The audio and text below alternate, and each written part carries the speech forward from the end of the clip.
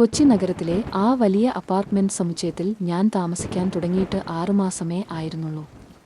14 നിലയിലായിരുന്നു എന്റെ താമസം. വലിയ ആഡംബരമുള്ള ബിൽഡിംഗ്. പക്ഷേ ആദ്യ ദിവസം തന്നെ ഞാൻ ഒരു കാര്യം ശ്രദ്ധിച്ചു. അവിടുത്തെ ലിഫ്റ്റിലെ ബട്ടണുകളിൽ 13 എന്ന അക്കമില്ല. 12 കഴിഞ്ഞാൽ പിന്നെ 14 ആണ്.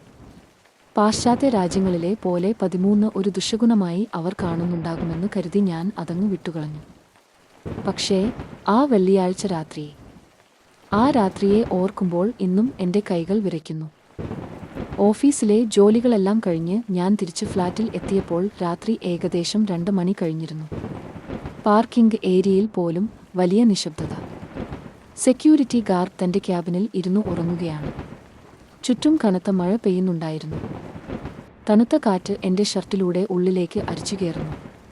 ഞാൻ വേഗത്തിൽ നടന്ന് ലിഫ്റ്റിനടുത്തെത്തി. ലിഫ്റ്റ് താഴത്തെ നിലയിലുണ്ടായിരുന്നു. ഞാൻ അകത്തു കയറി 14 എന്ന ബട്ടണിൽ അമർത്തി. ലിഫ്റ്റ് സാവധാനം മുകളിലേക്ക് നീങ്ങി തുടങ്ങി. സാധാരണ കേൾക്കാറുള്ള ആ ചെറിയ മ്യൂസിക് അന്ന് കേൾക്കുന്നില്ല, പകരം ഒരു തരം മൂളിച്ച മാത്രം. ലിഫ്റ്റിലെ ചുവന്ന ഡിസ്പ്ലേയിലേക്ക് ഞാൻ നോക്കി നിന്നു. 1, 2, 3. 5-ാം നിലയിൽ എത്തിയപ്പോൾ ലിഫ്റ്റിലെ ലൈറ്റുകൾ ഒന്ന് മിന്നിത്തെളിഞ്ഞു. എനിക്ക് പെട്ടെന്ന് ഒരു വല്ലാത്ത അസ്വസ്ഥത തോന്നി. ആരോ എൻ്റെ തൊട്ടുപിന്നിൽ നിൽക്കുന്നത് പോലെ. ഞാൻ തിരിഞ്ഞു നോക്കി. ആരുമില്ല. പക്ഷേ എൻ്റെ കഴുത്തിന് പിന്നിൽ ആരോ ശ്വാസം വിടുന്നത് പോലെ എനിക്ക് തോന്നി. 10, 11, 12. 12-ാം നില കഴിഞ്ഞാൽ ലിഫ്റ്റ് അടുത്തതായി നിൽക്കേണ്ടത് 14-ലാണ്. പക്ഷേ 12 കഴിഞ്ഞപ്പോൾ ഡിസ്പ്ലേയിൽ തെളിഞ്ഞത് ആ അക്കമാണ്. 13. എൻ്റെ ഉള്ളിൽ ഒരു മിന്നൽ പിണർ പാഞ്ഞു. ഈ ബിൽഡിംഗിൽ ഇല്ലാത്ത നില. ലിഫ്റ്റ് ഒരു വലിയ ശബ്ദത്തോടെ നിന്നു. വാതിലുകൾ സാവധാനം തുറന്നു. പുറത്ത് കനത്ത ഇരുട്ടായിരുന്നു. എന്നാൽ ആ ഇരുട്ടിനിടയിൽ എവിടെ നിന്നോ ഒരു മങ്ങിയ ചുവന്ന വെളിച്ചം വരുന്നുണ്ട്. ഞാൻ പേടിച്ച് ലിഫ്റ്റിലെ ധാതധപ ബട്ടണിൽ ആഞ്ഞു അമർത്തി. പക്ഷേ വാതിൽ അടയുന്നില്ല. പുറത്തെ ഇടനാഴിയിൽ നിന്ന് ഒരു ശബ്ദം കേട്ടു. ആരോ ഒരു ഇരുമ്പ് ചങ്ങല തറയിലൂടെ വലിച്ചിഴച്ചു കൊണ്ടുപോകുന്ന ശബ്ദം. ഖട് ഖട് ഖട്. ഞാൻ ലിഫ്റ്റിൽ നിന്ന് പുറത്തേക്ക് നോക്കി. അവിടെ കണ്ട കാഴ്ച എനിക്ക് വിശ്വസിക്കാൻ കഴിഞ്ഞില്ല. ആ ഇടനാഴിയിലെ ചുവരുകളിൽ നിന്ന് കറുത്ത നിറത്തിലുള്ള ഒരു ദ്രാവകം ഒലിച്ചിറങ്ങുന്നു.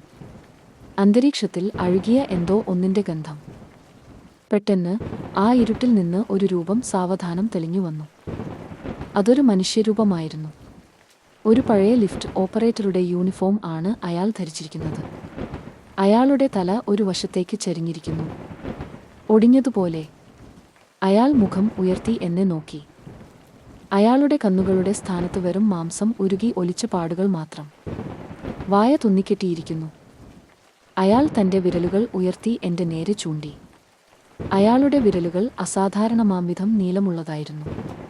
ആ രൂപം ഓരോ ചുവടുവെക്കുമ്പോഴും എൻ്റെ തലയ്ക്കുള്ളിൽ ഒരു നിലവിളി ഉയരുന്നുണ്ടായിരുന്നു. അയാൾ ലിഫ്റ്റിൻ്റെ വാതിൽക്കൽ എത്തി. തൻ്റെ തണുത്ത, വിറയ്ക്കുന്ന കൈകൾ ലിഫ്റ്റ് വാതിലിനിടയിൽ വെച്ചു. എനിക്ക് അനങ്ങാൻ കഴിഞ്ഞില്ല. എൻ്റെ ശബ്ദം പുറത്തേക്ക് വരുന്നില്ല. അയാൾ തൻ്റെ തുന്നിക്കെട്ടിയ വായ തുറക്കാൻ ശ്രമിച്ചു. തുന്നലുകൾ പൊട്ടി ചോര ഒലിക്കുന്നുണ്ടായിരുന്നു. ആ ചീഞ്ഞൊഴുകിയ വായക്കുള്ളിൽ നിന്ന് ഒരു ശബ്ദം പുറത്തുവന്നു. സാറേ, ഇറങ്ങുന്നില്ലേ? ഇത് നിങ്ങളുടെ നിലയാണ്. ഇല്ല, ഇത് എൻ്റെ നിലയല്ല. ഞാൻ ഉറക്കെ നിലവിളിച്ചുകൊണ്ട് ലിഫ്റ്റിലെ എല്ലാ ബട്ടണുകളിലും ചവിട്ടുകയും ഇടിക്കുകയും ചെയ്തു. പെട്ടെന്ന് ഒരു വലിയ കുലുക്കത്തോടെ ലിഫ്റ്റിൻ്റെ വാതിലുകൾ അടഞ്ഞു. ആ രൂപത്തിൻ്റെ കൈകൾ വാതിലിനിടയിൽ കുടുങ്ങി മുറിഞ്ഞു വീഴുന്നത് ഞാൻ കണ്ടു. ലിഫ്റ്റ് ഭ്രാന്തമായി താഴേക്ക് പതിക്കാൻ തുടങ്ങി. ഞാൻ തറയിൽ തലയിടിച്ചു വീണു. ബോധം മറയുന്നതിന് മുൻപ് ഞാൻ അവസാനമായി കണ്ടത് ലിഫ്റ്റിൻ്റെ തറയിൽ കിടന്നു പിടയുന്ന ആ മുറിഞ്ഞുപോയ കൈവിരലുകളാണ്. ഞാൻ കണ്ണ് തുറന്നപ്പോൾ നേരം വെളുത്തിരുന്നു. ഞാൻ താഴത്തെ നിലയിലായിരുന്നു. സെക്യൂരിറ്റിയും മറ്റ് താമസക്കാരും എനിക്ക് ചുറ്റും കൂടി നിൽക്കുന്നു. ഞാൻ അവരോട് എല്ലാം പറഞ്ഞു. പക്ഷേ ആരും വിശ്വസിച്ചില്ല. ലിഫ്റ്റിൽ യാതൊരു തകരാറുമില്ലെന്ന് ടെക്നീഷ്യന്മാർ പറഞ്ഞു. മുറിഞ്ഞു വീണ കൈവിരലുകളോ ചോരയോ അവിടെ ഉണ്ടായിരുന്നില്ല. പക്ഷേ ഓഫീസിൽ പോകാൻ വേണ്ടി ഞാൻ എൻ്റെ ബാഗ് എടുത്തപ്പോൾ അതിൻ്റെ ഉള്ളിൽ നിന്ന് എന്തോ ഒന്ന് താഴെ വീണു. ഒരു പഴയ പിച്ചള താക്കോൽ. അതിൽ ഒരു ചെറിയ ബോർഡിൽ രക്തം കൊണ്ട് എഴുതിയിരുന്നു, നവംബർ 13. ഇന്ന് ഞാൻ ആ ഫ്ലാറ്റ് ഒഴിഞ്ഞു. പക്ഷേ ഇപ്പോഴും രാത്രിയിൽ എൻ്റെ ഫോണിലേക്ക് അപരിചിതമായ ഒരു നമ്പറിൽ നിന്ന് കോളുകൾ വരുന്നു. ഞാൻ ഫോൺ എടുത്താൽ അപ്പുറത്തുനിന്ന് ഒരു വിറയ്ക്കുന്ന ശബ്ദം കേൾക്കാം. സാറേ, നിങ്ങൾ 13-ാം നിലയിൽ ഒരു സാധനം മറന്നുവെച്ചു. നിങ്ങളുടെ ജീവൻ. ആ ശബ്ദം കേൾക്കുമ്പോഴെല്ലാം ഞാൻ എൻ്റെ മുറിയുടെ വാതിലുകൾ ഒന്നുകൂടി മുറുക്കി അടയ്ക്കും. പക്ഷേ എനിക്കറിയാം, എന്നെങ്കിലും ഒരിക്കൽ ആ ലിഫ്റ്റ് എനിക്ക് വേണ്ടി വീണ്ടും തുറക്കും. ആ 13-ാം നിലയിൽ. ആ താക്കോൽ എൻ്റെ ബാഗിൽ വന്നത് എങ്ങനെയാണെന്ന് എനിക്ക് ഇപ്പോഴും അറിയില്ല. അതിലെ റൂം നമ്പർ 13 എന്ന ബോർഡ് കാണുമ്പോഴെല്ലാം എൻ്റെ കൈകൾ വിറച്ചു. അപ്പാർട്ട്മെന്റ് മാനേജ്മെന്റ് എൻ്റെ കഥ വിശ്വസിച്ചില്ലെന്ന് മാത്രമല്ല, അവർ എന്നോട് തർപ്പിച്ചു പറഞ്ഞു, ഈ കെട്ടിടത്തിൽ 13-ാം നിലയിൽ ആകെ ഉള്ളത് സ്റ്റോറേജ് ഏരിയയും ടാങ്കുകളും മാത്രമാണ്. അന്ന് രാത്രി ഞാൻ ഉറങ്ങിയതേയില്ല. എൻ്റെ കിടപ്പുമുറിയുടെ വാതിൽക്കൽ ആ മുഖമില്ലാത്ത സെക്യൂരിറ്റി നിൽക്കുന്നത് പോലെ എനിക്ക് തോന്നി. എൻ്റെ തലയ്ക്കുള്ളിൽ ആ ശബ്ദം ഇപ്പോഴും കേൾക്കാം. സാറേ, ഇറങ്ങുന്നില്ലേ? ഇത് നിങ്ങളുടെ നിലയാണ്. ആ കൗതുകം എന്നെ കൊന്നുകൊണ്ടിരുന്നു. ഞാൻ ഒരു തീരുമാനം എടുത്തു. അന്ന് രാത്രി കൃത്യം 1 മണിക്ക് ഞാൻ എൻ്റെ മുറിയിൽ നിന്ന് പുറത്തിറങ്ങി. കയ്യിൽ ഒരു ടോർച്ച് ലൈറ്റും ആ പിച്ചള താക്കോലും ഉണ്ടായിരുന്നു. ലിഫ്റ്റിൽ കയറിയപ്പോൾ എൻ്റെ ഹൃദയം പടപടെ ഇടിക്കാൻ തുടങ്ങി.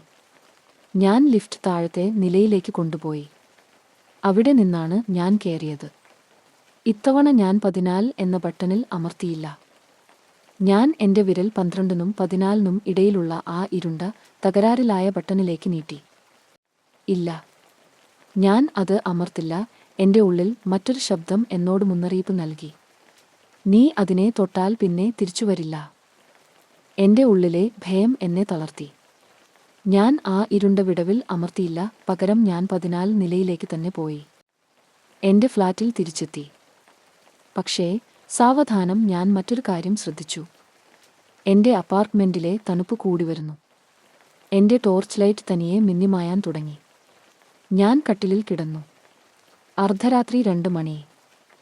ആ ശബ്ദം കേട്ടപ്പോൾ ഞാൻ ഞെട്ടിപ്പോയി. അത് ലിഫ്റ്റ് വാതിലിൻ്റെ ശബ്ദമല്ല, അത് എൻ്റെ ബെഡ്റൂമിൻ്റെ വാതിൽക്കൽ നിന്നാണ്. ആ താക്കോൽ എൻ്റെ പോക്കറ്റിൽ തനിയെ ചൂടാകാൻ തുടങ്ങി. ഞാൻ സാവധാനം കണ്ണു തുറന്നു. അവിടെ, എൻ്റെ മുറിയുടെ ഇരുണ്ട കോണിൽ 2 കറുത്ത കുഴികളുമായി ആ മുഖമില്ലാത്ത രൂപം നിൽക്കുന്നു. അവൻ കൈ ഉയർത്തി എന്നെ നോക്കി. അവൻ എൻ്റെ നേരെ ചൂണ്ടിക്കൊണ്ട് പറഞ്ഞു, സാറേ, നിങ്ങൾ വരുന്നത് വരെ ഞാൻ കാത്തിരിക്കില്ല. ഞാൻ വരികയാണ്. അവൻ എൻ്റെ കട്ടിലിനടുത്തേക്ക് നടന്നു വന്നു. അവൻ്റെ എല്ലുകൾ പൊട്ടുന്ന ശബ്ദം കേൾക്കാം. ഞാൻ അനങ്ങാൻ ശ്രമിച്ചു, പക്ഷേ എൻ്റെ ശരീരം തളർന്നുപോയിരുന്നു. പെട്ടെന്ന് എൻ്റെ ഫോൺ റിംഗ് ചെയ്തു. ഞാൻ സാവധാനം കണ്ണു തുറന്നു. അതൊരു സ്വപ്നമായിരുന്നു. നേരം വെളുത്തിരിക്കുന്നു. സെക്യൂരിറ്റി ഗാർഡാണ് വിളിക്കുന്നത്. സാർ, രാത്രി നിങ്ങളുടെ ഫ്ലാറ്റിനു മുന്നിൽ ഒരു ടോർച്ച് ലൈറ്റ് വീണു കിടക്കുന്നത് ഞങ്ങൾ കണ്ടു. അത് നിങ്ങളുടെ ആണോ? എൻ്റെ ടോർച്ച് ലൈറ്റ് ഞാൻ കയ്യിൽ വെച്ചാണ് കിടന്നത്. ഞാൻ നോക്കിയപ്പോൾ അത് എൻ്റെ ബെഡ്റൂമിൽ തന്നെ ഉണ്ടായിരുന്നു. അപ്പോ രാത്രി സാർ പുറത്തു പോയോ? സെക്യൂരിറ്റി ചോദിച്ചു. ഇല്ല, ഞാൻ പുറത്തു പോയിട്ടില്ല. അത് വെറും ഒരു സ്വപ്നമായിരുന്നു. ഞാൻ എന്നെ തന്നെ ആശ്വസിപ്പിച്ചു. ആഴ്ചകൾ കടന്നുപോയി. ഞാൻ പതിയെ ആ സംഭവത്തെ മറക്കാൻ ശ്രമിച്ചു. ആ താക്കോൽ ഞാൻ ഒരു ദൂരെയുള്ള ഒരു കുളത്തിൽ എറിഞ്ഞുകളഞ്ഞു. ലിഫ്റ്റിൽ കയറുമ്പോൾ ഞാൻ എപ്പോഴും 14 നിലയുടെ ബട്ടൺ അമർത്താതെ താഴത്തെ നിലയിൽ നിന്ന് എല്ലാ ബട്ടണുകളും അമർത്തി ലിഫ്റ്റ് മൂവ് ചെയ്യിക്കാൻ തുടങ്ങി. പക്ഷേ ഇന്നും രാത്രി 2 മണിക്ക് ശേഷം എൻ്റെ അപ്പാർട്ട്മെന്റിലെ ലിഫ്റ്റ് തനിയെ 13 നിലയിൽ പോയി നിൽക്കാറുണ്ടെന്ന് പുതിയ താമസക്കാർ പറയുന്നു. അവർക്കും ചില ശബ്ദങ്ങൾ കേൾക്കാറുണ്ടത്രേ. ഇന്നലെ രാത്രി ഞാൻ ഒരു കാര്യം ശ്രദ്ധിച്ചു. എൻ്റെ ഫ്ലാറ്റിൽ നിന്ന് പുറത്തിറങ്ങാൻ വേണ്ടി ഞാൻ ലിഫ്റ്റ് വിളിച്ചു. ലിഫ്റ്റ് വന്നു. വാതിലുകൾ തുറന്നപ്പോൾ ഞാൻ ഞെട്ടിപ്പോയി. ലിഫ്റ്റിലെ ഡിസ്പ്ലേയിൽ തെളിഞ്ഞു നിൽക്കുന്നത് 13 എന്ന അക്കമായിരുന്നു. ആ ലിഫ്റ്റിനുള്ളിൽ നിന്ന് ചോരയുടെ മണം വരുന്നുണ്ടായിരുന്നു. ആ ഇരുണ്ട കോണിൽ നിന്ന് ഒരാൾ രൂപം എന്നെ നോക്കി സാവധാനം കൈകാട്ടി വിളിക്കുന്നു. ഇല്ല, ഞാൻ അതിൽ കയറില്ല. ഭയത്താൽ വിറച്ചുകൊണ്ട് ഞാൻ എൻ്റെ കയ്യിലിരുന്ന മൊബൈൽ ഫോൺ ആ ലിഫ്റ്റ് വാതിലുകൾക്കിടയിലേക്ക് സർവശക്തിയുമെടുത്ത് എറിഞ്ഞു. ഒരു വലിയ ശബ്ദത്തോടെ ആ ലോഹവാതിലുകൾ എൻ്റെ ഫോണിനെ ചതച്ചരിച്ചു. അത് അവിടെ കുടുങ്ങിപ്പോയി, അതിൻ്റെ സ്ക്രീൻ തകർന്ന്. അപ്പോൾ എൻ്റെ മൊബൈൽ ഫോൺ തനിയെ സംസാരിക്കാൻ തുടങ്ങി. ഫോണിലെ വോയിസ് റെക്കോർഡർ ഓൺ ആയിരിക്കുന്നു. അതിൽ നിന്ന് ഒരു സ്ത്രീയുടെ ശബ്ദം കേൾക്കാം. സാറേ, ഞാൻ അന്ന് 13-ാം നമ്പർ റൂമിൽ നിന്ന് ഇറങ്ങിയവളാണ്. ഇപ്പോൾ എനിക്ക് തിരിച്ചു പോകണം. എൻ്റെ മൊബൈൽ ഫോൺ താഴെ വീണു. ലിഫ്റ്റിൻ്റെ വാതിലുകൾ പെട്ടെന്ന് അടഞ്ഞു. എൻ്റെ ഫോൺ അവിടെയിരുന്നുകൊണ്ട് ഇപ്പോഴും നിലവിളിക്കുന്നു. ഞാൻ ബോധരഹിതനായി വീണു. ഇന്നും രാത്രി ഞാൻ ആ ശബ്ദം കേൾക്കുന്നു. എൻ്റെ ഫോണിൽ നിന്ന് വരുന്ന കരച്ചിൽ, ലിഫ്റ്റ് വാതിലിൻ്റെ മുരൾച്ച, 13 എന്ന അക്കത്തിൻ്റെ തിളക്കം. അഡ്വാൻസ് പണം തിരിച്ചു ചോദിക്കാൻ പോലും എനിക്ക് ധൈര്യമില്ലായിരുന്നു. ഒന്നും വേണ്ട എന്നുവെച്ച് ഞാൻ ആ അപ്പാർട്ട്മെന്റ് ഒഴിഞ്ഞു. പക്ഷേ ഒരു കാര്യം ഉറപ്പാണ്, ആ കെട്ടിടം വിട്ടുപോയാലും ആ 13-ാം നിലയിലെ ഓർമ്മകൾ എന്നെ വേട്ടയാടിക്കൊണ്ടേയിരിക്കും. നിങ്ങൾ ഒരിക്കലും ആ ലിഫ്റ്റിൽ കയറരുത്.